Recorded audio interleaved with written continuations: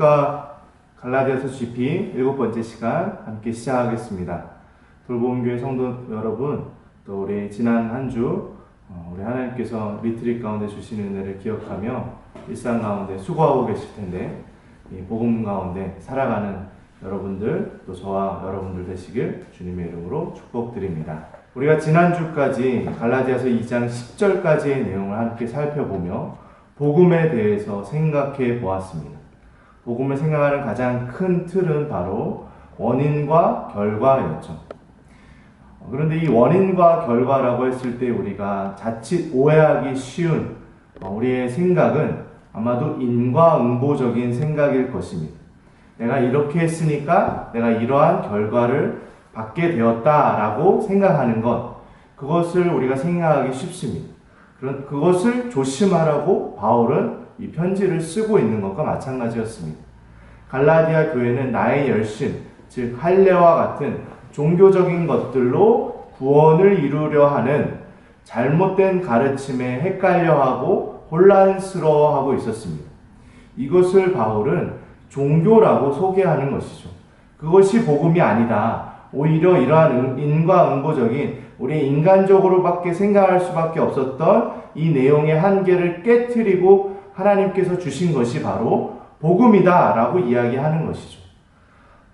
그렇다면 나로서는 할 수 없었던 것들을 우리가 어떻게 이 결과를 얻게 되었을까요? 복음이 설명하는 것은 그것이 바로 하나님의 은혜라는 것을 설명합니다.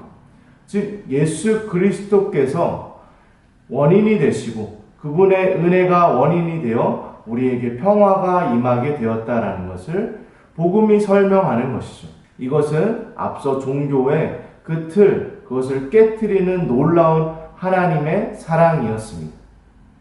여기까지 복음을 들으면 우리 안에는 한 가지 궁금증이 생겨야 합니다. 그렇다면 이제 나는 어떻게 살아야 하는가?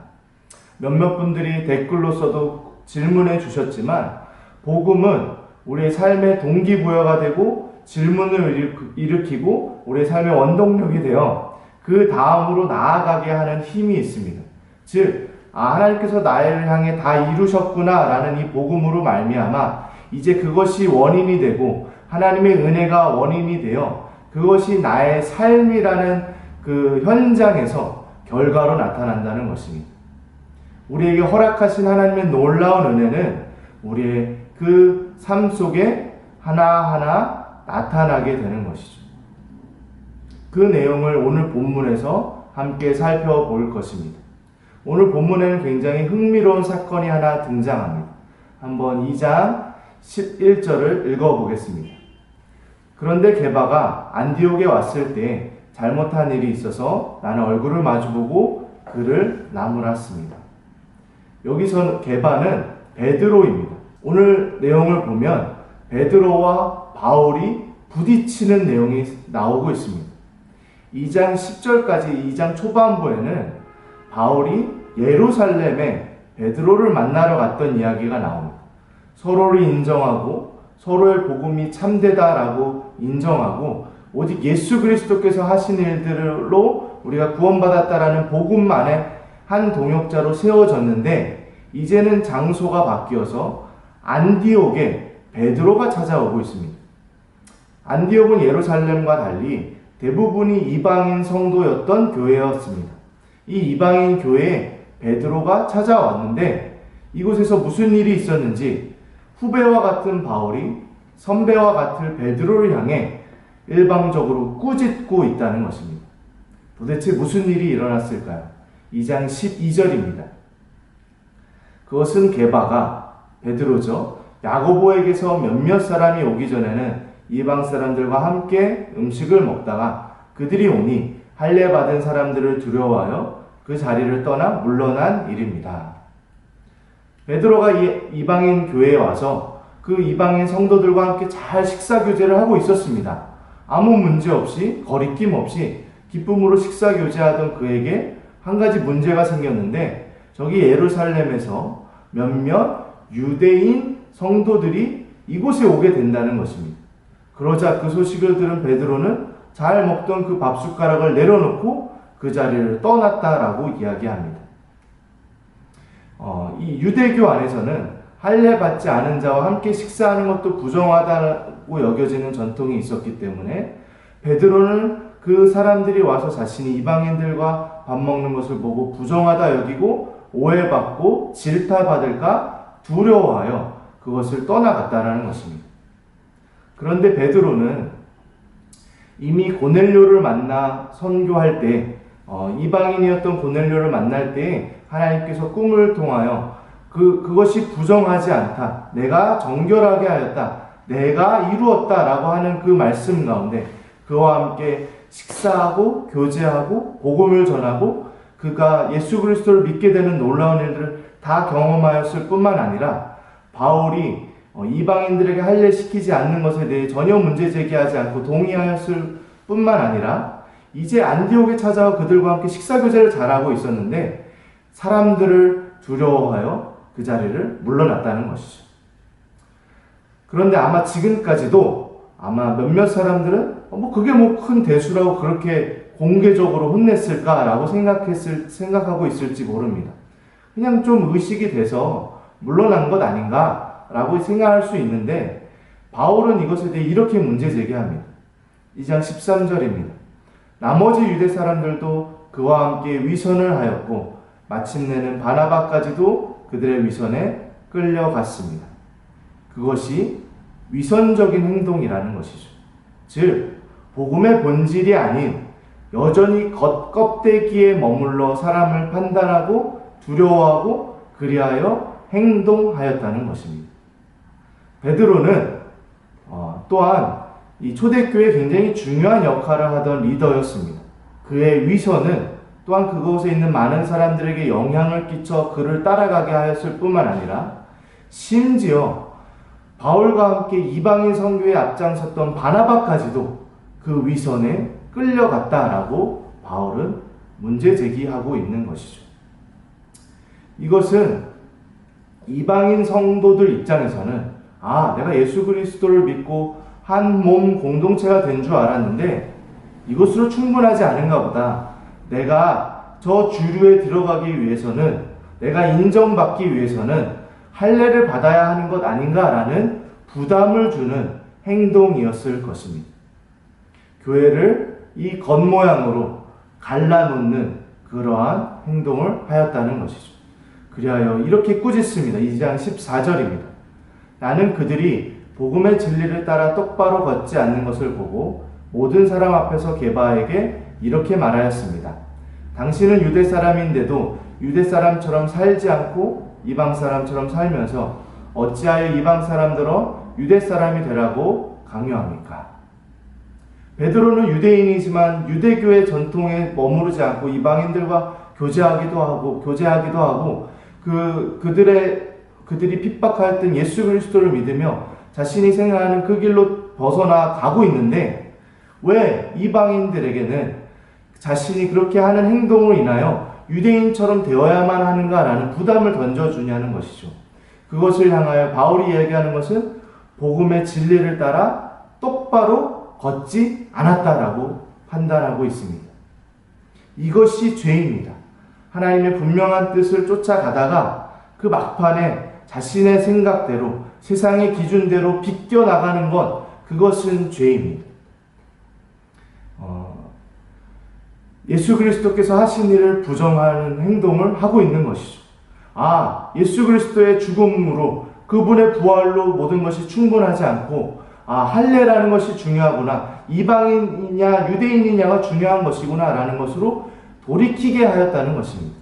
이것은 하나님의 은혜를 전면적으로 부정하는 행동과 같은 것이었죠.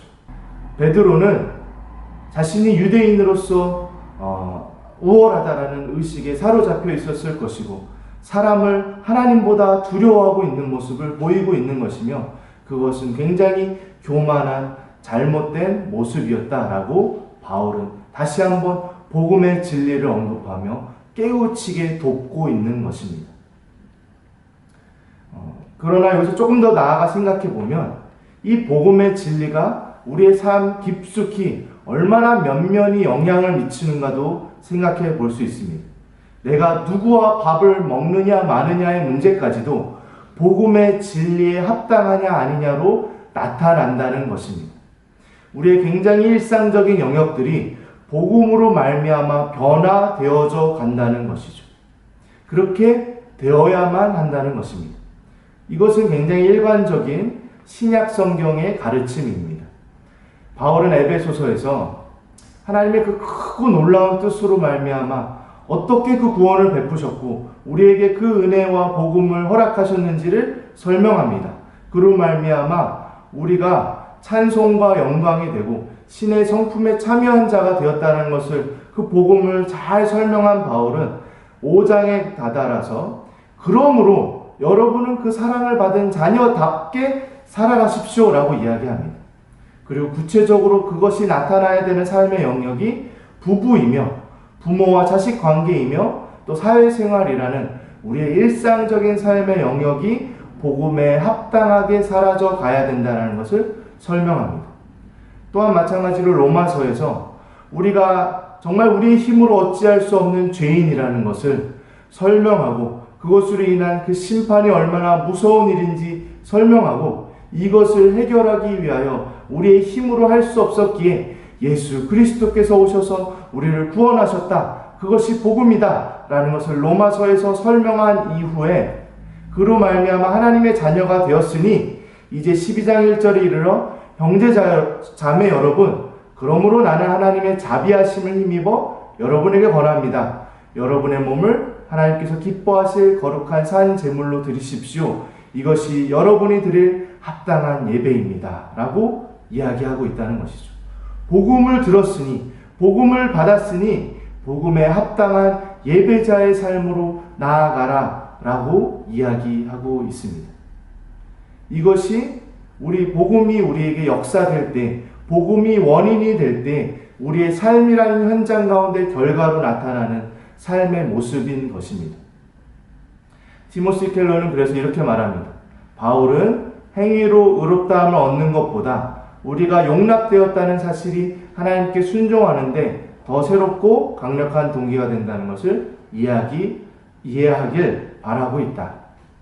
즉, 내 행위로서 의롭다함을 얻는 것은 종교죠. 내가 어떻게 하느냐로 의롭다함을 받느냐 안 받느냐가 결정이 된다면 그것에 매어 우리는 굉장히 노력할 것입니다. 그러나 여전히 실패할 것입니다.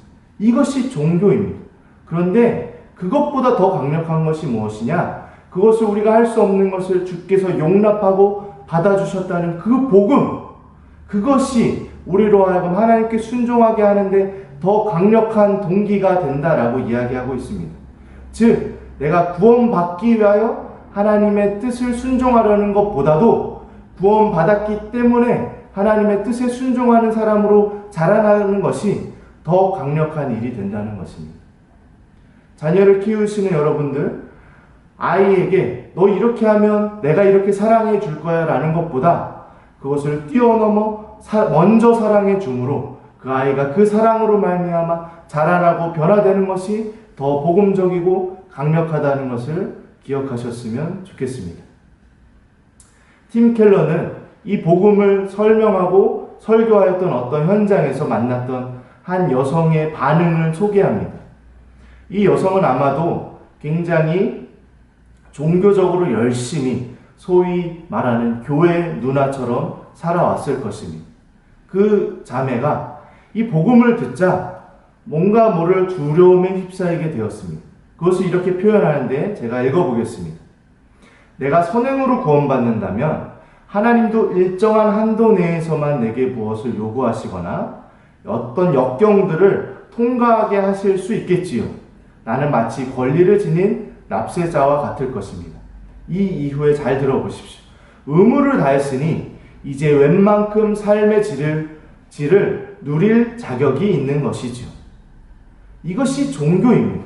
내가 이만큼 해왔으니 이제 이 이후의 삶은 하나님이 좀 보상해 줄 만도 하지, 나의 열심이 나의 결과로 나타나는 그 종교적 이해 이상을 넘어가지 못합니다. 그러니까 보상 심리가 생기고, 그러니까 종교적 열심만이 그 신앙생활 가운데 나타났었던 것입니다. 그런데 복음이 말하는 것은 너가 무엇을 했느냐는 상관없다. 하나님께서 다 이루셨다라고 하니 다음을 읽어보겠습니다. 하지만 정말 내가 하나님의 무한한 희생을 통해서만 구원받은 죄인이라면, 이것이 복음이 말하는 것이죠. 그렇다면 그분이 내게 요구하실 수 없는 일은 없습니다.